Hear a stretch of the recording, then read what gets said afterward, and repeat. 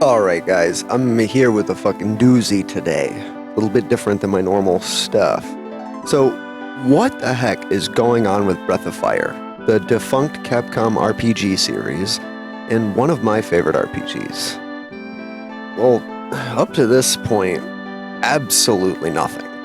Which is why it's crazy as hell.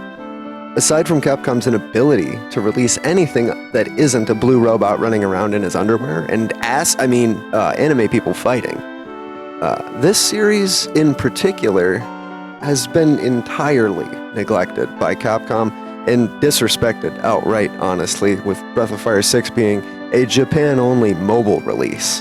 I didn't even get to see if it sucked. It was that bad. Even with dedicated fans that directly reach out and express interest in a remaster or a simple re-release to be able to play the games again without having to pay the red man his extortion fee for an emulator.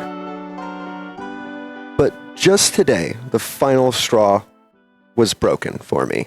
Upon randomly searching for sound effects from Breath of Fire games, just to spice up some videos, I found this.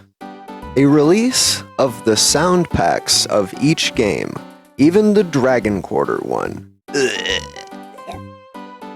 Released in 2020 on Steam. Why? What does this do for us?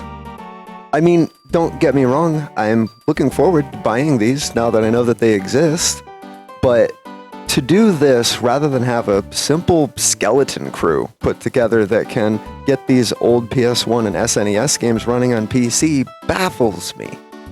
We currently live in the era of re-exploring media and capitalizing on nostalgia, and yet the things like these get no attention. Another reason that this is ingrained in my brain right now is the release of Okami HD on PC. It was a little bit ago now, but it's recent enough. This is another of my favorite Capcom IPs, and one that goes neglected thanks to the underwear robot.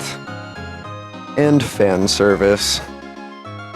But they deemed it necessary to have an update. Now, I can already hear you typing in the comments. Okami HD being released is not a bad thing. It's not even anything, really. It just highlights the favoritism that some franchises get out of Capcom. We've mentioned Mega Man at this point, we've mentioned Street Fighter. Okami is another one of those that, while more neglected than most, they put Okami into Marvel vs. Capcom. Ryu isn't in Marvel vs. Capcom. I can't play Rei in Marvel vs. Capcom. Well, maybe they don't want to make RPGs anymore because the market's not there. Well, then I ask you, why has Capcom released a remaster of Mega Man Battle Network series in 2 volumes? Something that I thought a minority of Mega Man fans were even into. But a great RPG series nonetheless. This is hopeful that they may revive some of their more unique IPs, and some interest in RPGs. You may be wondering why I haven't talked about Resident Evil at all. It's mostly because of the fact that they don't, or at least haven't in recent years, to my knowledge, been overproducing this franchise. The remakes of those games are incredibly high quality, and from what I've seen, I've never actually played them, but it's commendable to me. I only mention this to save myself some confused comments about it later. Why does this get more love? Why has Breath of Fire lost to time? Who knows? Why do you guys think it is? I'd love to hear in the comments down below.